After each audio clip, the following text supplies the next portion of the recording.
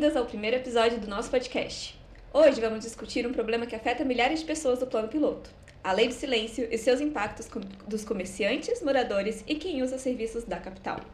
E temos a proposta da Chapa 699 para resolver isso. Estamos aqui com o nosso candidato à presidência do PT, zonal do plano piloto, Zé Ricardo. Zé Ricardo, bom dia, boa tarde, boa noite. Nós estamos com esse podcast com uma proposta de mostrar para todo mundo a nossa chapa.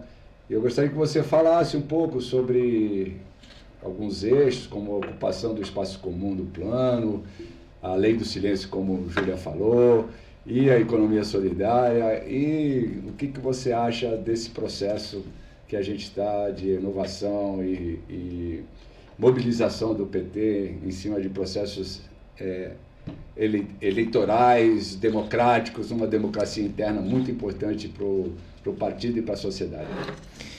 Bom, primeiro queria me apresentar rapidamente, sou Zé Ricardo, né, já filiado no PT desde 89, naquela histórica e gloriosa campanha do Lula presidente, foi a partir dele que eu me decidi a militar no partido. Desde lá, tive uma trajetória no movimento estudantil, né, trabalhei no parlamento, trabalhei nos governos, sempre atuante no PT, fui candidato mais de uma vez a presidente do PT do DF, né, participei de várias direções e estamos nesse momento importante do partido, né, discutindo e pensando como é que a gente pode fazer com que ele seja um partido mais ativo e volte a aglutinar mais pessoas. E eu acho que um bom pontapé é a gente tomar iniciativas como essa aqui, que é a gente produzir conversas para refletir sobre o que está acontecendo no dia a dia das pessoas, né? E o Canjiano levantou bem, né? Hoje uma coisa que aflige aqui o plano piloto é esse conflito em torno da Lei do Silêncio. E eu acho que a gente tem que encarar por uma perspectiva diferente do que a perspectiva que é difundida. Porque a questão da Lei do Silêncio não é que tem uma turma que quer incomodar quem mora aqui, quer gerar uma perturbação do espaço, né, onde as pessoas habitam, né? Mas é justamente o contrário. A Lei do Silêncio ela é utilizada como instrumento para coibir com que as pessoas se encontrem, com que elas se reúnam, com que elas possam produzir cultura. Afinal de contas, né, é o encontro, é a gente estar junto que possibilita a gente trocar ideias, pensar sobre o que está acontecendo, e desse processo a gente vai se politizando, até o ponto de a gente conseguir engajar as pessoas para atuarem junto, para tentar mudar a realidade delas. Então, tem uma coisa por trás nessa história da Lei do Silêncio, que é tentar impedir com que as pessoas se encontrem, convivam. Isso é muito funcional para a dominação, né? Nos manter separados, atomizados, cada um preso nas suas telas de celular, dentro das suas casas, ao invés de a gente estar vivendo o território comunitariamente, em comunhão, se encontrando. Então, eu acho que para a nossa chapa, a chapa Unidade Petista 699, um tema muito importante aqui no plano piloto é esse uso comum, né, dos nossos espaços. É a gente, né, passar a utilizar esses espaços como um momento de congregação. E a gente quer com que as pessoas saiam das suas casas, dos seus apartamentos e possam encontrar as outras para conviver. Então, acho que esse é um ponto muito importante. O governo ibanês pensa muito diferente. E todas as iniciativas, mesmo as iniciativas, vamos comentar aqui o Choro no Eixo, que acontece ali no Eixão do Lazer, praticamente todo domingo.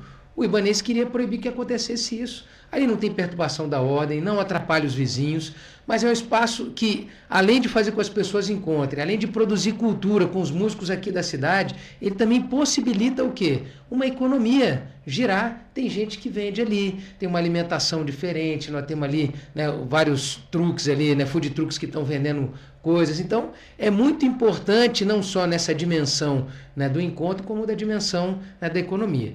E queria finalizar esse comentário, né, lembrando que assim, essa chapa do Unidade Petista, né, 699, aqui da Zonal do Plano Piloto, batalhar sobre essa questão do uso comum dos espaços públicos, ela está conectada com a ideia da própria fundação dessa cidade, da construção dessa cidade, porque vamos lembrar que o Lúcio Costa tem, né, duas dimensões importantes aqui no plano piloto, que é a dimensão gregária, ou seja, a gente ter espaço para a gente se encontrar, e a dimensão bucólica, a gente viver a cidade muito além de só morar e de ir para o trabalho e voltar, né? Ou seja, vamos lembrar que Lá o Lúcio Costa estava apontando que estamos debatendo hoje, que é o VAT, né? A vida para além do trabalho. Aqui o plano piloto possibilita a gente viver a cidade para além do trabalho. Eu acho que isso é um tema muito importante para nós aqui petistas que estamos, né, disputando a direção do PT do plano piloto. Você tem uma pergunta, Júnior? Sim, nós vemos muitas reclamações de alguns moradores da Zona Norte que reclamam do barulho noturno. Como você acha que a gente pode equilibrar melhor isso? Então, eu acho que primeiro, né, eu acho que a gente tem que fazer com que o comércio local, né, e as pessoas que produzem algum tipo de cultura e vida urbana, né, vida noturna ali nas comerciais, elas têm que ter uma interlocução com as prefeituras de quadra, com os síndicos, para a gente produzir uma concertação. E acho que nada melhor do que esses atores se conversarem. Eu acho que às vezes o que dá muito problema é quando o Estado de cima tenta interferir nessa relação. Isso vai produzindo disfuncionalidades, vai produzindo um conflito que não resolve. Então, a primeira coisa que eu faria é o seguinte: vamos estimular com que essas pessoas conversem e produzam um combinado, um pacto, né? É claro que quem está produzindo ali um evento num bar tem que estar preocupado. Tem gente que no outro dia vai trabalhar, tem gente às vezes com criança pequena, com idosos, doentes. Então, nós temos que ter essa preocupação coletiva, né? Não posso pensar só nas minhas coisas. Mas, ao mesmo tempo, quem está nas casas não pode ser, né, querer impedir com que as pessoas se encontrem e tenham alguma atividade de alegria, de comunhão. Então, eu acho que a melhor coisa é botar essas pessoas para conversar e para elas pactuarem, né? Eu acho que isso é fundamental. Inclusive, né, Cajano, eu acho importante, o Cajano tem uma experiência importante como prefeito de quadra, eu acho que ele pode nos ajudar nesse debate. Sim, você falou muito bem do incômodo de algumas pessoas doentes. Nós temos idosos, muitos idosos, que às vezes não podem estar suscetível a barulho. E temos também crianças autistas. Na nossa quadra nós tivemos uma experiência que ela, com o barulho, ela fica desesperada e tal, não tem como ter uma paz, vamos dizer assim, para um ser humano, né? Vamos dizer assim. Então é importante ter esse... E lá a gente resolveu desse tipo, dessa forma, interagindo com o bar, com a comunidade, fazendo a intermediação e sempre atendido, viu? Lá nós sempre fomos bem atendidos, diminui o barulho, ou então termina mais antes, o barulho não, né? A música Sim. E tal, pede para o pessoal falar mais baixo e tal. Então isso foi vamos dizer assim, uma tônica. Eu queria aproveitar o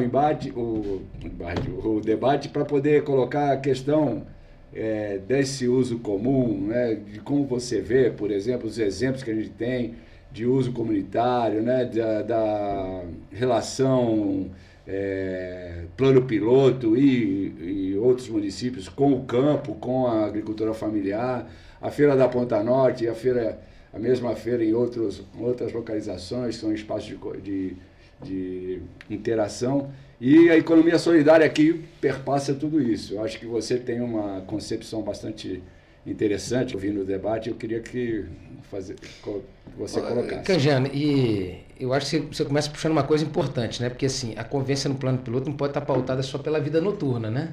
Vou lembrar que durante o dia as pessoas convivem, né? E a dinâmica das feiras é uma coisa, eu acho que muito importante, porque ela promove encontro, ela promove a circulação de uma economia local e ela possibilita com que a gente dialogue também com outros setores da cidade que não necessariamente estão aqui no plano piloto, como agricultores, onde a gente pode estabelecer uma relação inclusive de compra direta, né? E eu acho que assim, primeiro, eu acho que aqui no plano piloto nós temos que estimular a ter mais feiras. Já tem feiras, mas temos que estimular mais feiras. São espaços de encontro, de economia, de cultura, de produção artesanal, né, que eu acho que são muito importantes ser valorizadas. Então, né, convergem com o que nós estamos falando aqui. E mais do que isso, eu acho que as feiras possibilitam que a população do plano piloto acesse um debate que é muito importante hoje, que é o da alimentação saudável, né? Vamos lembrar agora que os ultraprocessados estão sendo colocados no mesmo nível do consumo do cigarro, né? Considerando o dano à saúde.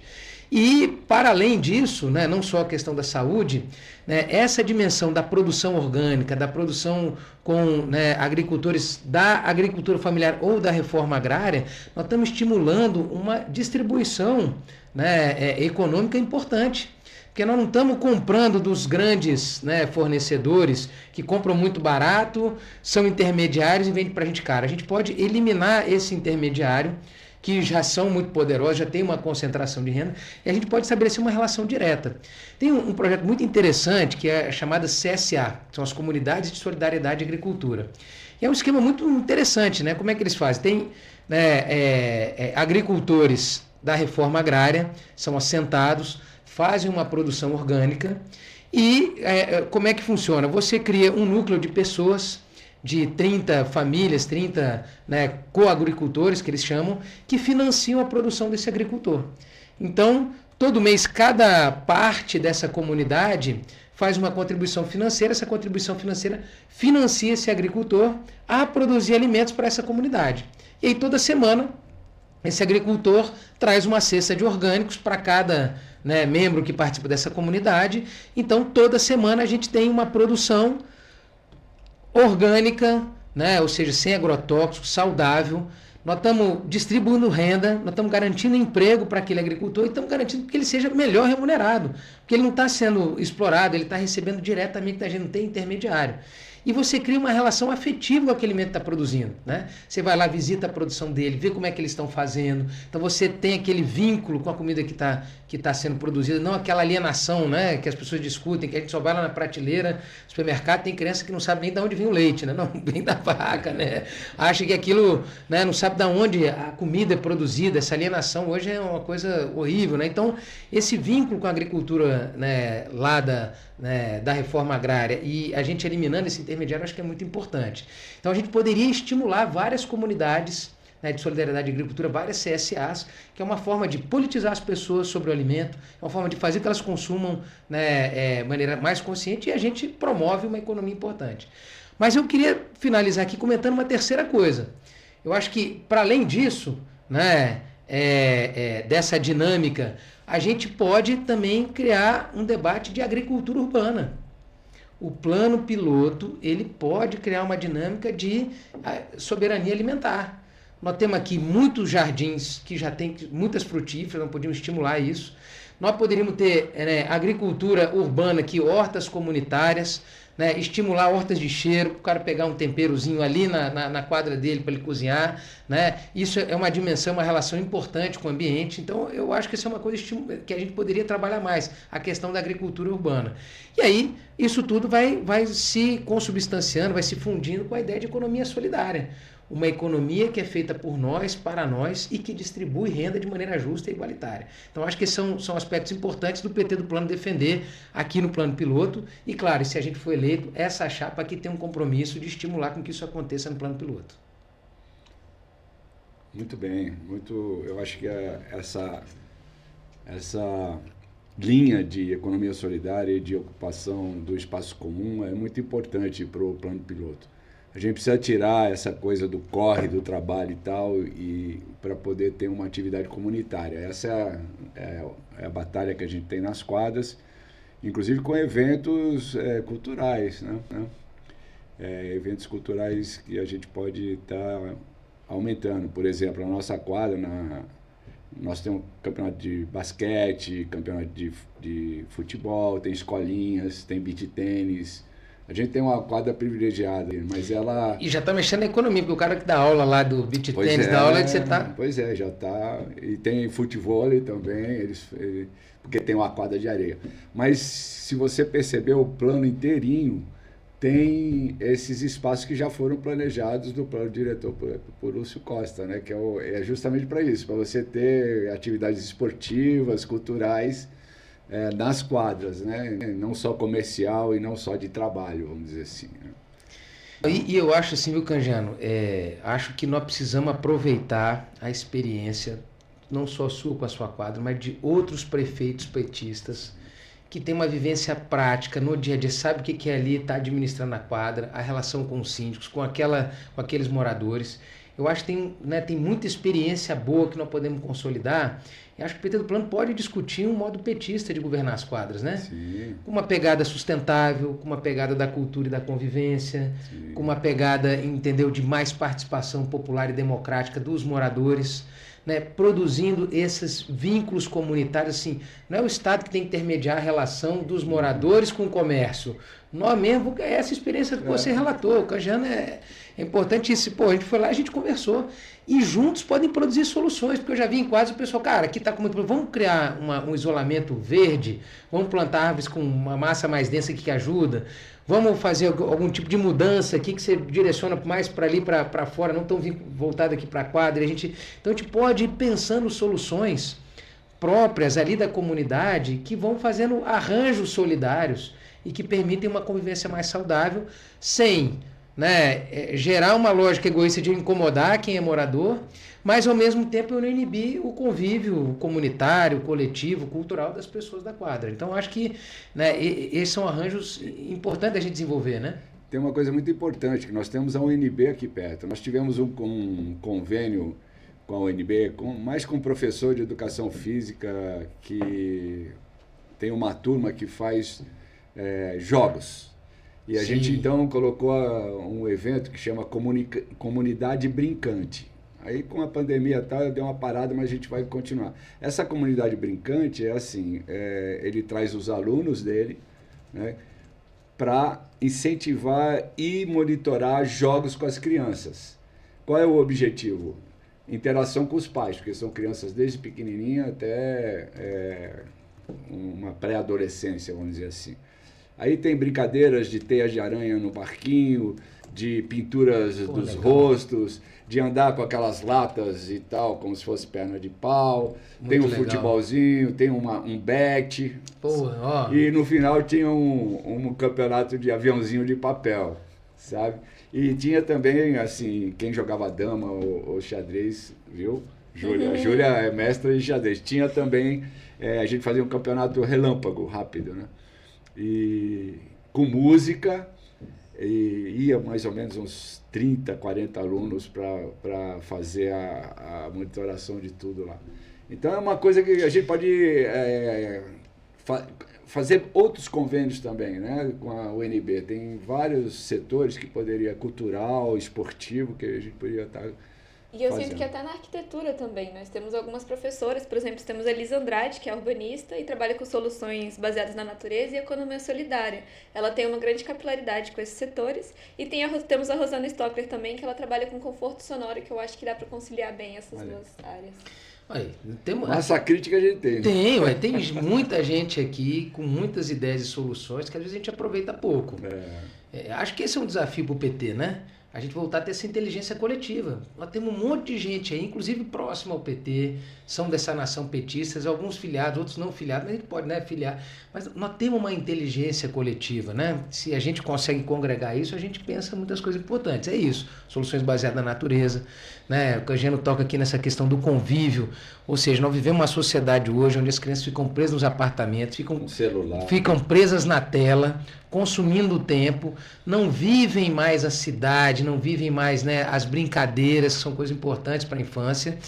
E nós tínhamos toda a condição de estimular isso, né? Porque tem educadores físicos, o próprio plano piloto ele já é um grande jardim, né? Então, tem um companheiro também nosso que está apoiando a gente na chapa, que é o Paulo Alexandre, que é educador físico, que faz um trabalho exatamente disso. Ele falou, a gente podia propor, porque tem um monte de pai aqui com criança, e vamos, ao invés de ficar pagando contraturno, eles pagam projetos da gente ocupar a cidade com as crianças, né? E aí a criança aproveitar, como é que é andar de ônibus? Elas podem, né? A gente faz um debate de mobilidade urbana já deles, eles vão se amarrar, pegar um ônibus, andar até uma quadra, outra, aprender a pegar um ônibus. Tem uma outra dimensão muito importante aqui do plano piloto que eu aprendi durante o governo Aguinello. Eu tive a oportunidade de coordenar o Comitê de Mobilidade Urbana por Bicicleta, né? Mobilidade por Bicicleta. E a gente implementou, principalmente aqui no plano piloto, uma malha cicloviária, que a ideia dela era garantir com que as crianças pudessem ir de casa até a escola de bicicleta sem passar pela rua, sem precisar atravessar uma rua. Isso é uma dimensão segura. E uma dimensão onde a criança não precisa pegar um ônibus, pegar um transporte escolar, o pai leva de carro, não, ela vai de bicicleta, né?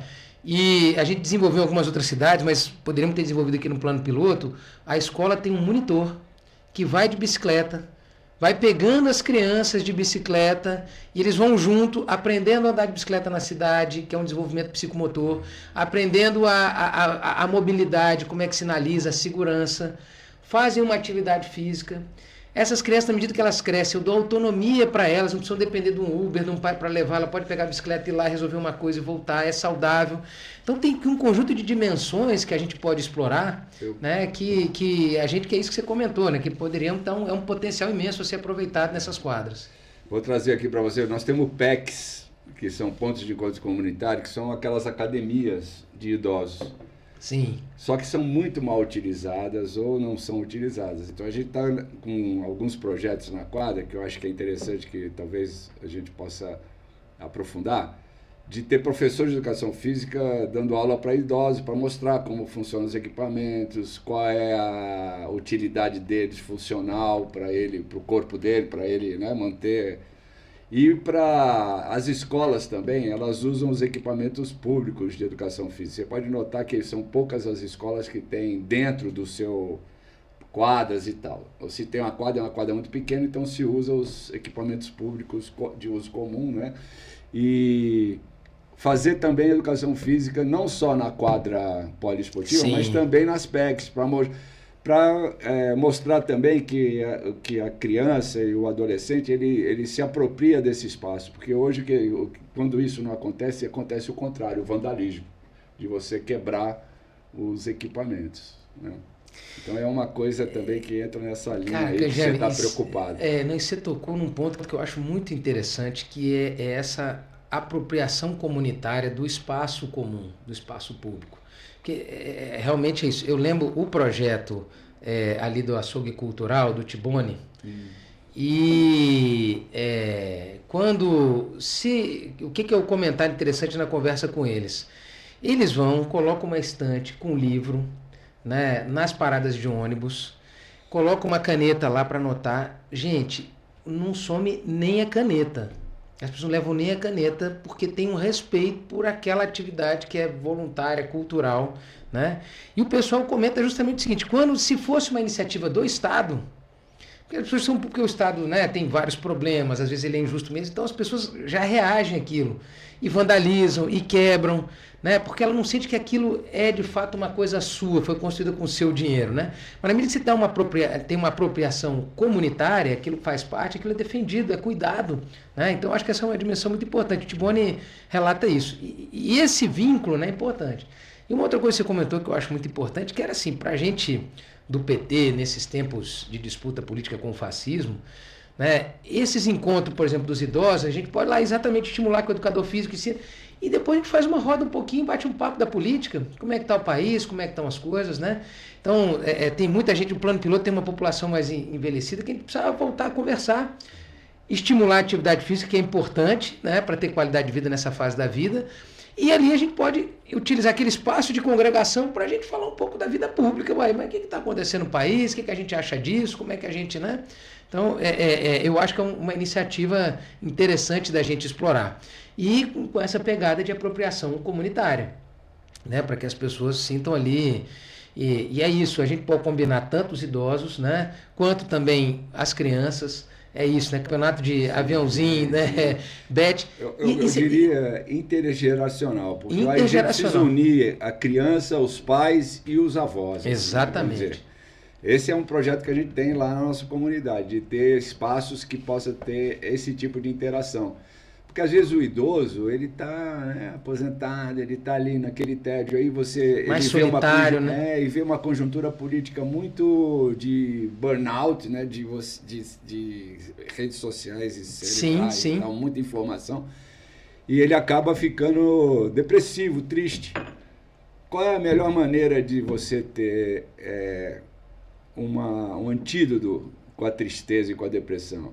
É a interação, é a solidariedade, é ver outras situações, é conversar, né, com outros pais, com crianças, ver, né? Isso é uma coisa muito salutar. Então, eu acho que você está na proposta certa. O convívio e a convivência pode curar muita coisa, né? Pois é. Votem no Zé Ricardo para continuarmos com esses e outros debates relevantes para a população do plano piloto. Zé Ricardo, quais são as suas considerações finais? Olha, gente, primeiro agradecer, né, que a participação de poder dialogar, né, Canjiano experiente, temos aqui uma jogadora de xadrez, também está pensando no convívio. Eu acho que a grande força desse nosso encontro na chapa Unidade Petista 699 é a possibilidade de a gente unir gente com suas capacidades, com inteligência, para a gente produzir, né, a mudança da realidade aqui no plano piloto. Então, a primeira coisa é isso. Eu sou candidato a presidente, Zé Ricardo, número 520, mas o que vai fazer com que a gente ative o PT, potencialize ele, é justamente esse encontro coletivo que está na nossa chapa. Né? Então, nenhuma andorinha faz verão sozinho. Então, precisamos reunir as nossas forças, né? E acho que nós queremos produzir uma gestão coletiva que tenha capacidade de mudar muita coisa.